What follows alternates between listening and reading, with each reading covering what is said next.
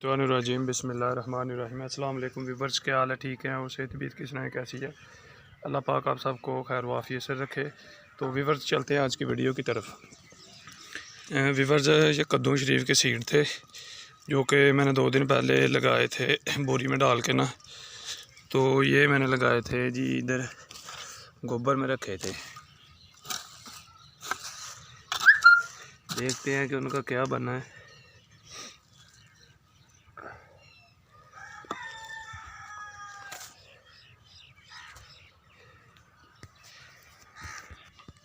Viewers ये कुछ कद्दू जो है ना, हमारा जो पहले मैंने लगाया था वो उसको नीचे लुड़ी लग गई थी, जिसकी वो लुड़ी की वजह से वो ख़राब हो गया था। अच्छा, तो ये जो है ना जर्मिनेशन, ये बीज मैंने लगाए थे 2 दिन पहले। ये देखे माशाल्लाह से फूल गए हैं, काफ़ी मोटे मोटे हो गए हुए हैं दाने। अभी हम इनको इन्होंने इत्थे लाने का मकसद ये ही कि इन्हों की जर्मिनेशन ज़रा अच्छी हो जाती है। पैली दे विच जाके जिहड़ा इन्हें टाइम उत्थे लैना ना, ये ज़रा गरमैश दे विच जल्दी बीज जिहड़ा हो जाता। हुण इहनूं उत्थे लावांगे तो जल्दी जिहड़ा अंगूर कट जाएगा। तो काफ़ी ज़्यादा तकरीबन 100 to 150 पौधा जिहड़ा ना वो डैमेज हो गया था। डैमेज तो मुराद के बीज की जर्मिनेशन अच्छी होई दी, तुरया दा ही। शिफ्टिंग की तो शिफ्टिंग करने तो 3-4 दिन तो बाद उहदे थल्ले सुंडी जी लुड़ी लग गई दी, जिहदी वजह तो काफ़ी ज़्यादा जिहड़ा ना पौधे मुतासर होए ने। तो दोबारा जिहड़ा ना उत्थे सानूं लाने पैने ने।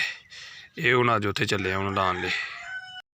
ਇਹ तो ज़रा हो गए ना साढ़े पौधे बीज कद्दू शरीफ के हाईब्रिड बीज है। ये लिया के पहले ट्रेयां च लाया ही, ट्रेयां वाला भी जो कोई शिफ्ट करांगे अज।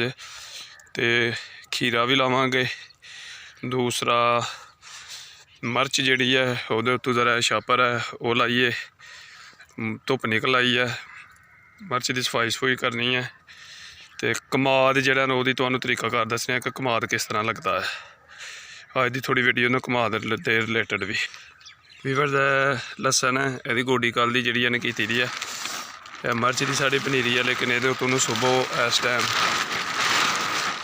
छापर लाने पैंदा ताकि टैंपरेचर जोड़ा ना उन्होंने मनटेन रखा जाए। टैंपरेचर अजकल जो चेंज होया है माशाल्लाह।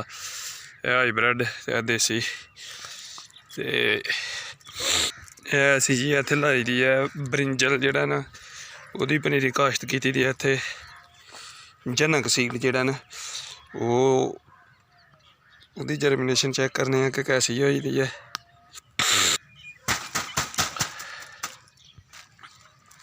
वीवर जोड़ा ना जनक सीड है माशाल्लाह, अच्छी जर्मिनेशन है दी भी। इधर छापर दे उत्तों दी नज़र नहीं आ रहा, छापर खोल के तुहानूं दसने आ।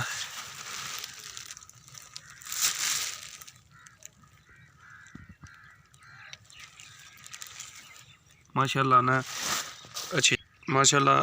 अच्छी जर्मिनेशन है दी भी। मौसम भी अच्छा हो गया, टैंपरेचर भी ठीक हो गया। तो इनू लाने जी असी इत्थे लान लगे हाँ कमाद। कमाद वास्ते ना डां खालां कड्डियां ने। ये इस तरीके का लाना है कि खाल देखिए, खाल तो खाल का ना 2 फुट का डिस्टेंस है। पाया 2 फुट का छड्डिया इसलिए कि यह बनना है बाद में। 1 है 2 3 इस तरह के होल बना के ने तो ज़रा 11 फुट डूंगे। इन्हों ने तकरीबन 35-40 गन्ने जोड़े ने लाने ने ताकि कट्ठे के कट्ठे मुठा निकलेगा तो उत्तों इन्हू बन दिता जाएगा। बड़ा अच्छा कमाद होंगे। इस तरह फस्ट जो तजर्बा कर लगे हाँ। अगे जो आम वैसे देसी माहौल तरीके ही लाते रहे हैं, तो इस दफ़ा जो दूसरे तरीके जो लान लगे हाँ। बाकी देखो अल्लाह बेहतर करेगा। तरीकाकार पहले देखा नैट के उत्ते, तो नैट तो देख के जो ऐतकी अं लान लगे हाँ कि इस तरह टोए कड्ढने, टोया के 20-25 गन्ने लसामे लाने ने। वो फिर कट्ठे के कट्ठे मरूट होणगे। इन्हां दा ये होएगा कि डिग्गणगे नहीं।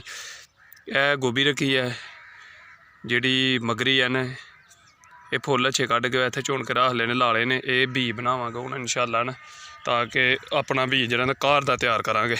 नैक्सट इंशाअल्लाह कोशिश यही है कि हर चीज़ का जिहड़ा सीड है ना वो ਆਪਣਾ ਤਿਆਰ ਕਰਨਾ, ਕਿਉਂਕਿ ਬਾਜ਼ਾਰੋਂ ਬੀਜ ਮੰਗਵਾ ਕੇ ਨਾ ਉਹ ਉਹਨਾਂ ਦੇ ਉੱਤੇ ਜ਼ਰਾ ਦਿਲ ਮੁਤਮਿਨ ਨਹੀਂ ਹੁੰਦਾ। ਮੁਤਮਿਨ ਇਸ ਲਈ ਨਹੀਂ ਹੁੰਦਾ ਕਿ 2-3 ਮਹੀਨੇ ਤੋਂ ਰਾਹਦੇ ਹਨ ਸੀਡ, ਅਤੇ ਕਾਫੀ ਲੇਟ ਜਿਹੜੀਆਂ ਜਰਮੀਨੇਸ਼ਨ ਹੋਈ ਹੈ। ਤਕਰੀਬਨ 75% ਜਿਹੜੀ ਹਨ ਉਹ ਬੀਜ ਜੰਮਦੇ ਨੇ, ਬਾਕੀ ਜ਼ਿਆਦਾਤਰ ਬੀਜ ਜਿਹੜਾ ਨੇ ਮਿਸ ਹੋ ਜਾਂਦੇ ਨੇ। ਅਤੇ ਉਂਝ ਦੇਖਣ ਨੂੰ ਜਿਹੜਾ ਨੇ ਹਾਈਬ੍ਰਿਡ ਬੀਜ ਨੇ। ਅਤੇ ਇਹ ਹੁਣ ਇਹ ਦੇਖੋ, ਇਹ ਦੇਸੀ ਬੀਜ ਲਾਇਆ ਸੀ ਮਿਰਚ ਘਰ ਦੀ, ਇਹ ਜਿਹੜਾ ਹਾਈਬ੍ਰਿਡ ਹੈ, ਹਾਈਬ੍ਰਿਡ ਕੁਛ ਬੂਟੇ ਨੇ ਬਸ, ਬਾਕੀ ਨਹੀਂ। ਇਹ ਇਸ ਤਰ੍ਹਾਂ ਨਿਕਲਣੀ ਹੈ ਜੀ ਗੋਭੀ ਦੇ ਫੁੱਲ ਜਿਹੜੇ ਨੇ। ਇਹ ਦੇਖੋ ਮਾਸ਼ਾਅੱਲਾ ਜਿੰਜੋ ਪਰ ਨਿਸਰਿਆ ਦਾ ਇਸ ਤਰ੍ਹਾਂ ਸਰੋਂ ਵਾਲਾ ਲੇਖਾ ਨਿਸਰੇਗੀ। ਨਿਸਰਨ ਤੋਂ ਬਾਅਦ ਇਹਨੂੰ ਫਿਰ ਫੁੱਲ ਉਹ ਪੈਣਗੇ ਵੀ।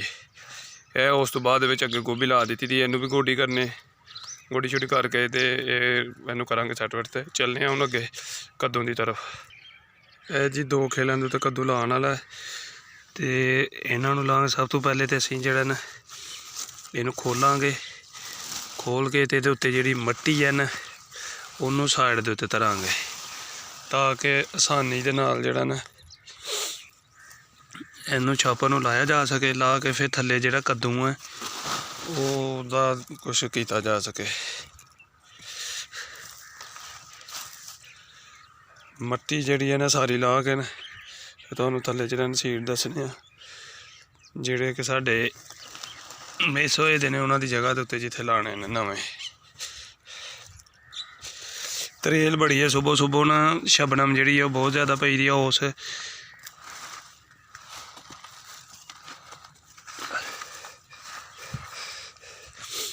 ਜਿਹਦੀ ਵਜ੍ਹਾ ਤੋਂ ਕੰਮ ਥੋੜ੍ਹਾ ਲੇਟ ਹੀ ਹੁੰਦਾ, ਅਤੇ ਦਿਹਾੜੀ ਛੋਟੀ ਹੁੰਦੀ ਹੈ, ਟਾਈਮ ਦਾ ਪਤਾ ਹੀ ਨਹੀਂ ਲੱਗਦਾ, ਬੜੀ ਜਲਦੀ ਜਿਹੜਾ ਨੇ ਦਿਨ ਗੁਜ਼ਰ ਜਾਂਦਾ ਹੈ।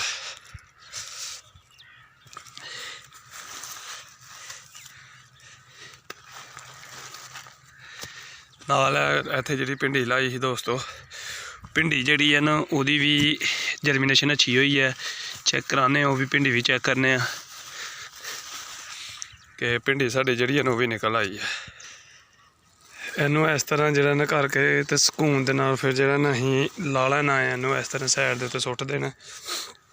ਇਹ ਦੇਖੀਏ ਨਾ ਦੋਸਤੋ ਕਿ ਇਹ ਪੌਦਾ ਹੁਣ ਮਿਸ ਹੈ, ਇਹ ਪੌਦੇ ਮਾਸ਼ਾਅੱਲਾ ਅੱਛਾ ਹੈ, ਹੈਲਥੀ ਵੀ ਹੈ। ਇਹ ਦੇਖੋ ਨਾ, ਇਹ ਪੌਦਾ ਸਾਡਾ ਮਾਸ਼ਾਅੱਲਾ ਠੀਕ ਹੈ, ਲੇਕਿਨ ਇਹ ਮਿਸ ਹੋ ਗਿਆ। ਮਿਸ ਤੋਂ ਮੁਰਾਦ ਹੈ ਕਿ ਇਹ ਪੌਦਾ, ਹਾਂਜੀ ਇਹ ਦੇਖੀਏ ਇਹਦੀ ਜੜ ਜਿਹੜੀ ਹੈ ਇਹ ਖਾ ਛੜੀ ਦੀ ਹੈ ਸੁੰਡੀ ਨੇ, ਅਤੇ ਇਸ ਵਜ੍ਹਾ ਤੋਂ ਜਿਹੜਾ ਸਾਨੂੰ ਵਿੱਚ ਹੋਰ ਪੌਦੇ ਲਾਉਣੇ ਪੈਂਦੇ ਪਏ ਨੇ। ਭਿੰਡੀ ਹੈ ਇਹ ਜ਼ਰਾ 4 ਖੇਲੇ ਲੱਗੀਆਂ ਹਨ, ਅੱਗੇ ਇਹ ਪਹਿਲੀ ਜ਼ਰਾ ਕੀਤੀ ਸੀ ਅਤੇ ਨਹੀਂ ਲੱਗ ਸਕੀ, ਬਾਰਿਸ਼ ਹੋ ਗਈ ਸੀ ਥੋੜ੍ਹੀ ਜਿਹੀ, ਇਸ ਵਜ੍ਹਾ ਤੋਂ ਜਿਹੜਾ ਨਾ 3-4 ਖੇਲੇ ਲੱਗੀਆਂ ਹਨ। ਅਤੇ ਦੇਖਦੇ ਹਾਂ ਜ਼ਰਾ ਭਿੰਡੀ ਦੀ ਕੀ ਸੂਰਤ ਹਾਲ ਹੈ।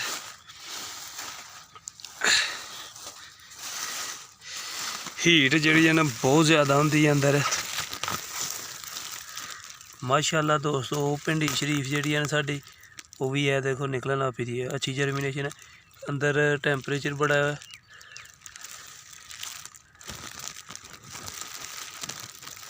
ਇਹ ਪੌਦੇ ਜਿਹੜੇ ਨੇ ਸਾਡੇ ਨਿਕਲੇ ਕਦੇ ਭਿੰਡੀ ਦੇ, ਮਤਲਬ ਕਿ ਭਿੰਡੀ ਵੀ ਸਾਡੀ ਜਿਹੜੀ ਇਹਨੂੰ ਨਿਕਲ ਆਈ ਹੈ।